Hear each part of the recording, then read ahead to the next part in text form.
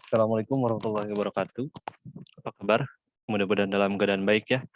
Terima kasih sudah mau bergabung dalam kegiatan belajar mengajar sejarah Indonesia di semester yang pertama ini. Baik, Bapak ucapkan terima kasih juga pada kalian yang sudah mengerjakan tugas yang Bapak berikan minggu yang lalu ya. Dan pada pertemuan kali ini, Bapak akan membahas materi yang sudah Bapak tugaskan kepada kalian kemarin itu. Bapak akan periksa satu persatu hasil tugas-tugas kalian ya. Dan Bapak pada pertemuan kali ini akan mereview sedikit tentang materi yang sudah kalian buat PowerPoint-nya tersebut. Di pertemuan yang lalu, Bapak sudah meminta kalian untuk coba mengeksplorasi lebih jauh tentang nenek moyang bangsa Indonesia yang berasal dari suku Melayu. Nah, langsung saja ke pembahasan bahwa di pertemuan yang lalu kita sudah membahas bahwa nenek moyang bangsa Indonesia itu ternyata terbagi dalam beberapa gelombang kedatangan.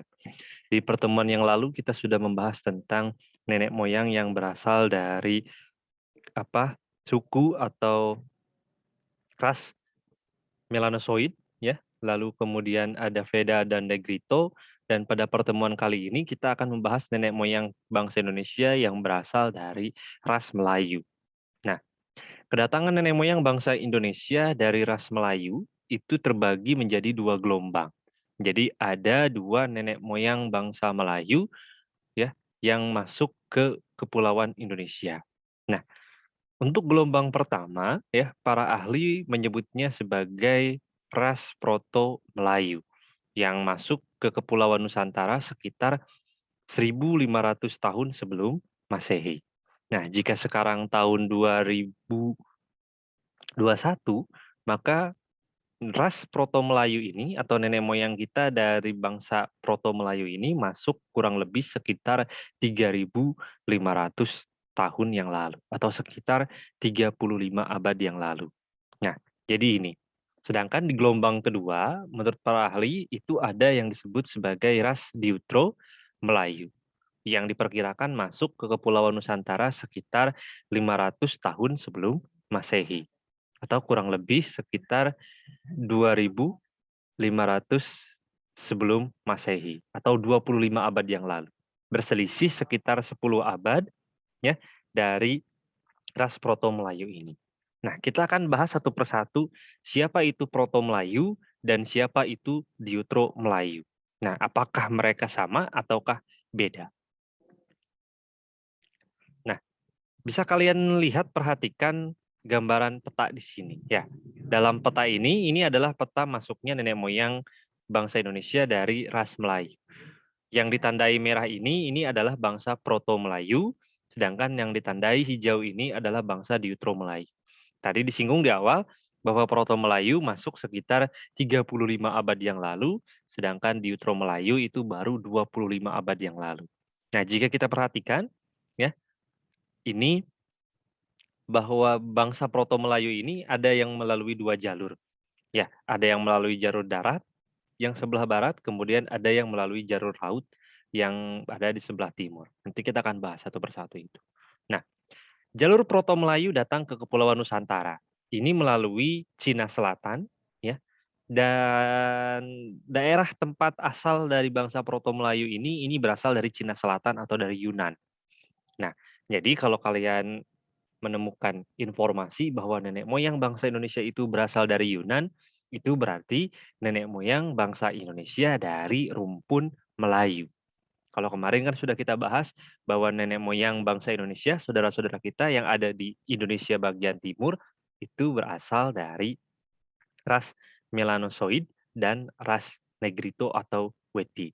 Nah, untuk Proto Melayu, ini asalnya mereka dari Cina Selatan. Nah, dari Cina Selatan, mereka kemudian menyeberang ke Kepulauan Taiwan, dari Taiwan mereka ke Filipina. Nah, dari Filipina ini ada yang masuk melalui Sulawesi, ke dan Maluku, dan ada yang ke Papua. Ini jalur wilayah timur.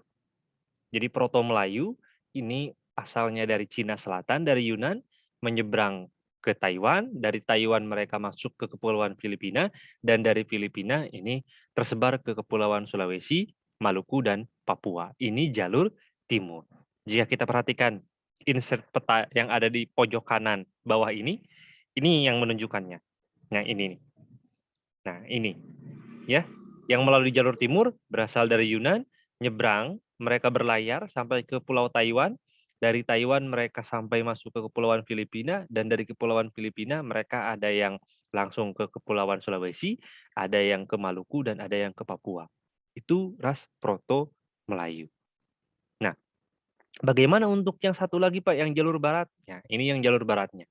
Kedatangan nenek moyang bangsa Indonesia dari ras Proto Melayu melalui jalur barat. Nah, dari jalur barat, ya asal daerah mereka itu sama, dari Cina Selatan, Yunan. Mereka masuk dari Yunan ini masuk ke Semenanjung Malaysia atau Semenanjung Melayu. Dari Semenanjung Melayu mereka nyebrang melintasi Selat Malaka masuk ke Pulau Sumatera. Nah, dari Sumatera ini mereka menyebar, ada yang ke Kalimantan, ada yang ke Jawa, ada yang ke Bali, dan ada yang ke Nusa Tenggara.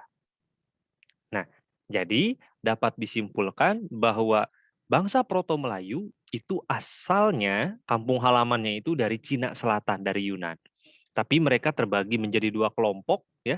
Ada yang kelompok berjalan melalui jalur barat dan ada kelompok yang berjalan melalui jalur timur. Yang dari barat mereka berjalan kaki sampai ke Semenanjung Melayu dan kemudian naik perahu nyebrang ke Sumatera, dan dari Sumatera mereka menyebar ke Kalimantan, Jawa, Bali, dan Nusa Tenggara. Sedangkan yang tadi, ya, yang melalui jalur timur, mereka dari Yunan itu nyebrang menggunakan laut sampai ke Taiwan, dari Taiwan ke Kepulauan Filipina, dari Kepulauan Filipina mereka menyebar ke Sulawesi, Maluku, dan Papua. Nah, apa saja ciri-ciri dari ras Proto Melayu? Ciri-ciri dari ras Proto Melayu ini rambutnya lurus. Yang pertama rambutnya lurus, kulitnya kuning kecoklat-coklatan atau sawo matang, ya, bermata sipit, dan berbentuk mulut dan hidung itu bentuknya sedang. Tidak mancung, tidak pesek, sedang-sedang saja. Seperti itu. Ya. Jadi kalau kita menemukan ciri-ciri seperti ini adalah rumpun Melayu.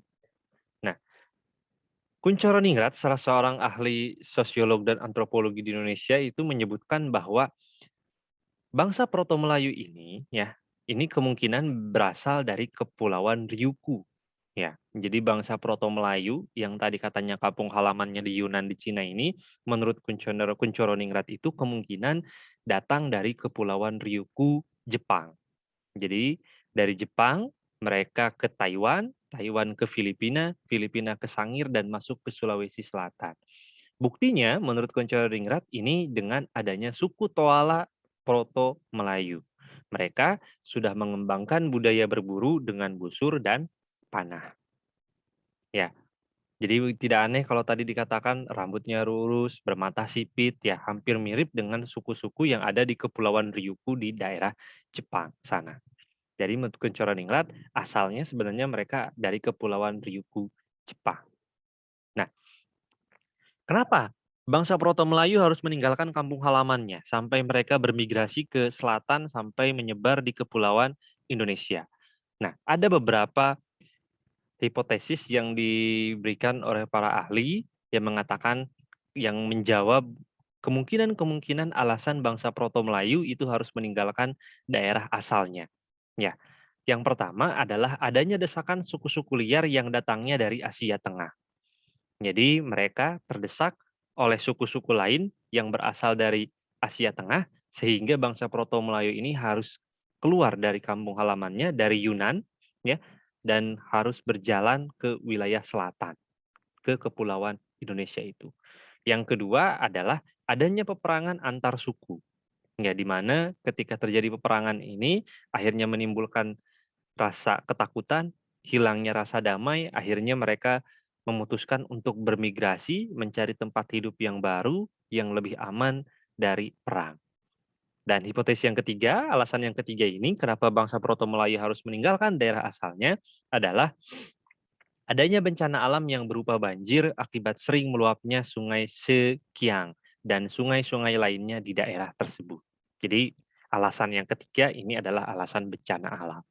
Jadi yang pertama, adanya desakan dari suku liar, yang kedua adanya perang antar suku, dan yang ketiga itu adalah bencana alam yang berupa banjir. Jadi sudah tidak nyaman lagi daerah asalnya itu untuk ditempati, sehingga bangsa Proto Melayu ini memutuskan untuk bermigrasi keluar dari daerah asal mereka. Nah, apa saja kebudayaan-kebudayaan bangsa Proto Melayu tersebut? Ya, bangsa Proto Melayu ini adalah bangsa Melayu pertama yang masuk ke Kepulauan Nusantara. Nah, mereka sebelumnya berdiam diri lebih lama di daerah Yunan, Cina. Dan tentu mereka sudah mengembangkan kebudayaan mereka di sana. Kebudayaan yang mereka kembangkan di Yunan, kemudian mereka bawa ke Indonesia atau ke Nusantara. Kebudayaannya apa saja itu, Pak? Yang pertama adalah kebudayaan batu muda atau Neolitikum. Yang kedua, hasil kebudayaannya ini masih terbuat dari batu dan telah dikerjakan dengan sangat baik. Jadi bukan hanya sekedar batu, tapi sudah dihaluskan. Yang ketiga, kebudayaan yang dibawa itu adalah kapak lonjong. Nah, kapak lonjong itu yang mana, Pak? Nah, yang seperti ini. Kapak lonjong ini banyak ditemukan di wilayah Indonesia bagian timur. Kapak lonjong ini dibawa oleh bangsa Proto Melayu, ya, dan tersebar di wilayah Indonesia bagian timur. Nah, tentu di sini dapat disimpulkan bahwa bangsa Proto Melayu yang masuk ke Indonesia bagian timur itu membawa kebudayaan kapak lonjong. Sedangkan di gambar yang satunya lagi ini adalah kapak persegi yang banyak ditemukan persebarannya di daerah Indonesia bagian barat. Nah, sehingga bangsa Proto Melayu yang masuk ke Indonesia melalui jalur barat, ya, jalur semenanjung Malaysia masuk ke Sumatera dan kemudian tersebar, ini membawa kebudayaan kapak persegi. Jadi bangsa Proto Melayu itu ada dua kebudayaan yang berbeda, yang di barat itu kapak persegi, sedangkan yang di timur adalah kapak lonjong. Nah, siapa saja keturunan-keturunan dari bangsa Proto Melayu? Yang pertama ini adalah suku bangsa Batak ya di Pulau Sumatera. Ini adalah salah satu keturunan dari bangsa Proto Melayu. Nah, kemudian di Kalimantan ada suku bangsa Dayak. Nah, suku bangsa Dayak ini adalah keturunan dari bangsa Proto Melayu. Nah, lalu di Sulawesi adalah suku bangsa Toraja. Ini adalah keturunan dari bangsa Proto Melayu. Kemudian di Sumatera lagi ada suku bangsa Alas dan Gayo. Ya, ini adalah keturunan dari bangsa Proto Melayu.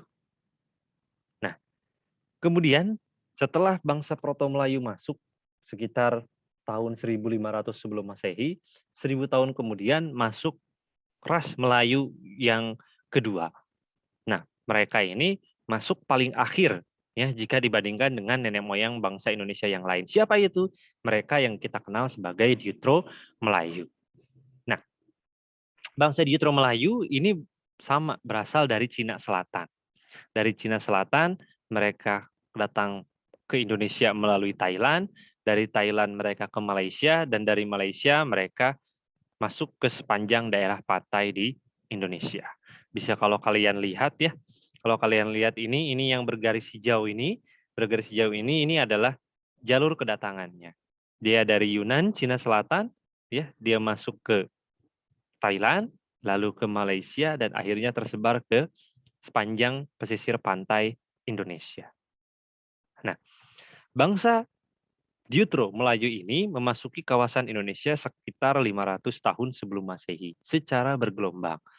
Kebudayaan mereka ini lebih maju daripada kebudayaan bangsa Proto Melayu karena mereka lebih lama tinggal di Yunannya dan terakhir masuk ke Indonesianya, maka bangsa Diutro Melayu ini kebudayaannya ini lebih tinggi jika dibandingkan dengan kebudayaan bangsa Proto Melayu sebelumnya. Mereka ini ya bangsa Diutro Melayu ini sudah pandai membuat benda-benda yang terbuat dari logam.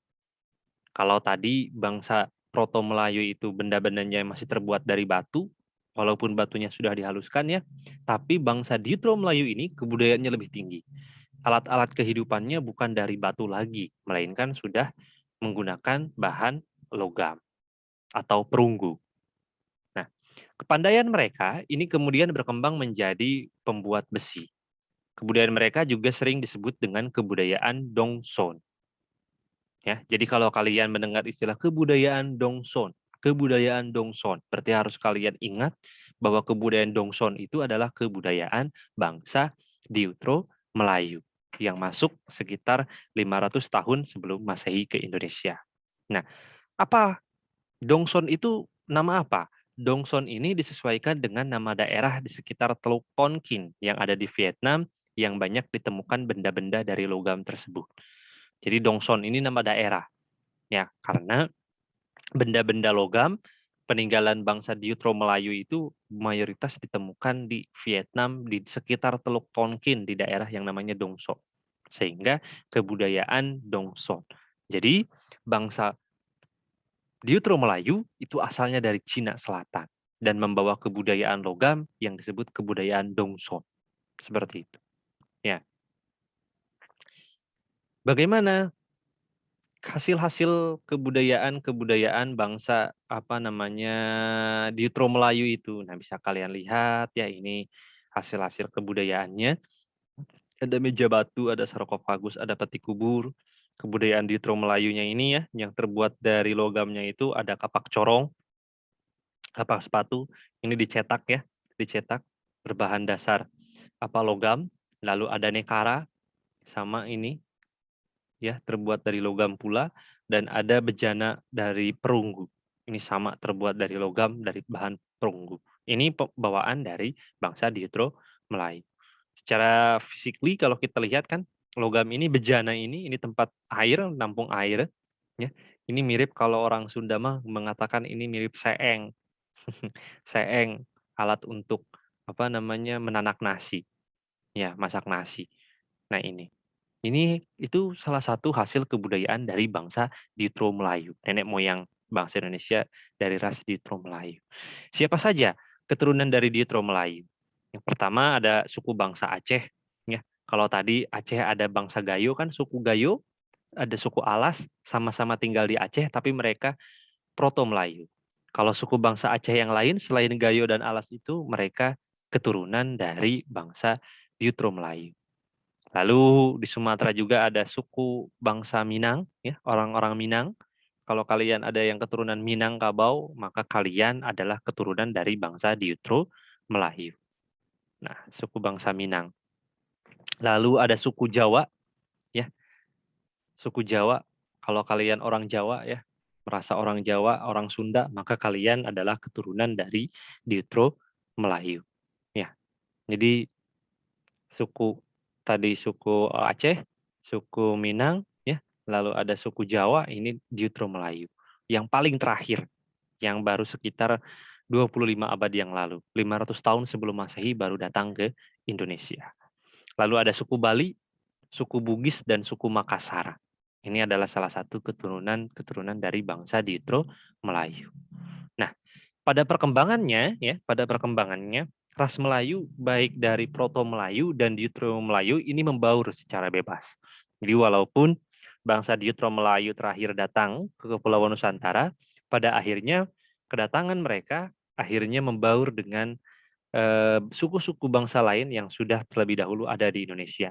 Baik itu bangsa Weda, bangsa Austro-Melanesia, lalu ada bahasa Proto Melayu, sehingga pada akhirnya ras Proto Melayu maupun Diutro Melayu ini sangat sulit untuk dibedakan. Sebagai taksiran, dapat disebut nih, suku Gayo dan Alas di Sumatera bagian utara, serta Toraja di Sulawesi Selatan, itu sebagai representasi dari Proto Melayu. Setelah itu, hampir seluruh suku lain kecuali Papua dimasukkan ke dalam kategori Diutro Melayu. Jadi sekarang mayoritas penduduk Indonesia ini adalah keturunan dari Diutro Melayu. Tidak aneh, kenapa yang menjadi mayoritas, Pak? Karena tingkat kebudayaan Diutro Melayu itu lebih tinggi jika dibandingkan dengan tingkat kebudayaan suku-suku bangsa lain, ya, nenek moyang bangsa Indonesia lain yang terlebih dahulu datang ke Nusantara. Disebutkan bahwa kebudayaan logam di Indonesia ini dibawa oleh bangsa Deutero Melayu. Sedangkan kalau bangsa Proto Melayu, bangsa Wedid, Weda, bangsa Melanesia itu masih menggunakan kebudayaan batu. Tapi kalau bangsa Deutero Melayu ini sudah menggunakan kebudayaan logam. Nah, paham ya? Mungkin bisa kalian eksplorasi lebih jauh lagi terkait sejarah nenek moyang bangsa Indonesia ini dari rumpun Melayu ini ya. Boleh kalian cari dari sumber-sumber yang lain. Bapak hanya bisa mengantarkan sampai sini saja. Kurang lebihnya Bapak mohon maaf. Terima kasih. Wallahul muwaffiq ila aqwamit thoriq. Assalamualaikum warahmatullahi wabarakatuh.